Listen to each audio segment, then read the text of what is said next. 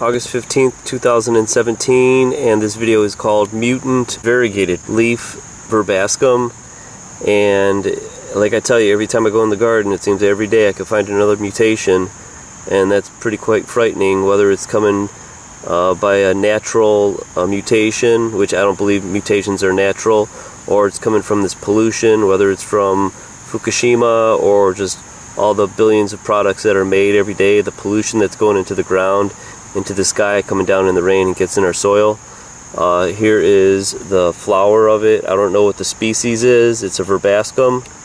But this is the green leaf right there. See, this is what a normal one would look like. And here is the golden one. It's a variegation. Now, if you could see, it's actually green right down the middle. It's split in half. One side is green. You got a little bit of sunlight on there, but you could see perfectly it goes along the midrib.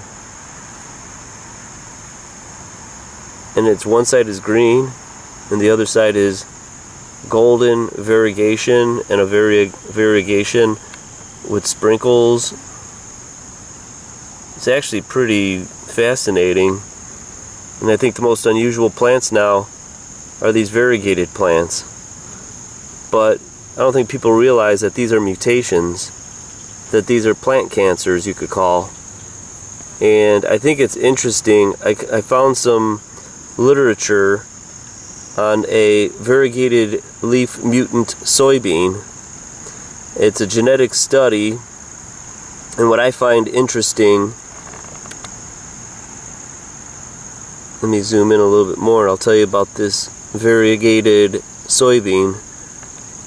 It says an unstable mutation in the soybean variety Williams was generated by exposure of seeds to gamma radiation. The mutant, which is they called E25-10, the plants carry abnormal chloroplasts in the yellow leaf sectors as determined by light and electron microscopy. Now, genetic studies indicate that a single nuclear encoded gene is responsible for the mutation. In the defective chloroplasts, both the stroma and the grana lamella systems are disrupted. Now, that sounds familiar if you ever listen to any of my videos. I always talked about the DNA code is corrupt. It's contaminated. It's not following the true natural set of instructions that it first actually originated with. Now, the variegated leaf mutant in the soybean has been identified and characterized. E2510 was derived by the exposure of seeds of the Williams 82 cultivar to gamma radiation. The one thing I find interesting is I couldn't find in the literature what isotope that they used as the gamma energy, though. That would be interesting to find that out.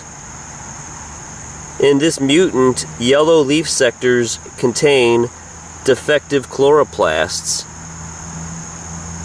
So actually, they're saying that this mutation, the variegation, is a defect.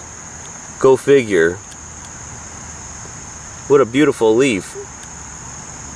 Now, back in the day, I think farmers thought these were viruses,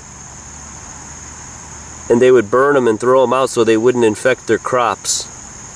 But now when you look at it nowadays, the most expensive plants on the market are the variegated ones with all sorts of colors in the leaves. Purple, silver, gold, yellow, with variegation, specks, stripes. Now normally I think in nature it would have a purpose to the variegation to fool or use something in its advantage. So I think these mutations are natural because there's no advantage that the plant can have. Now what else, I think I'll do a video in the future I think I find amazing is that there are 2,300 mutant varieties that I believe that are food supply. Now 566 are ornamental plants. So if you do the math, that's over 1,000 plants have been mutated by gamma radiation to make our food. So the big question I have is, are these mutant foods that we grow by being induced by radiation, are they actually safe to eat? These mutant genes that we eat and get pulled up through our intestines and our stomach when we eat, are they really safe to eat?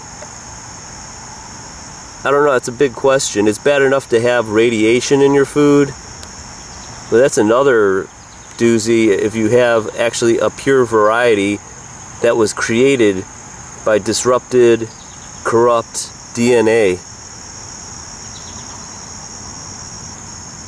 Look at all those little veins.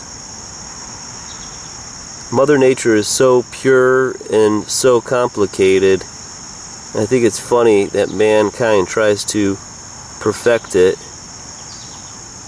But I think we do a lousy job because there's no way that man is more wiser than Mother Nature. We may think we're smarter, but I think we have another thing coming.